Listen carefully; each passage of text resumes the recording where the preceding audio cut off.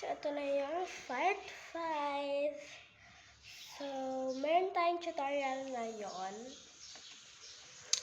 So, ito yung nakuha kong ponytail ngayon. Madali lang siya.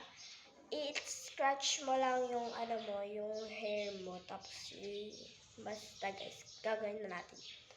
First, etong buhok na natin. Unahin muna natin ito. Kasi siya. Honest. Yan. Hatiin mo yan.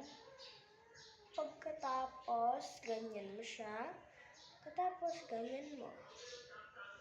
Ito na siya. Yung isa din naman. Kasi alam mo naman, bored tayo.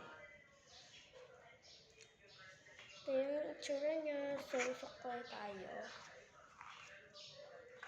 And, pwede pong pakain tayo ng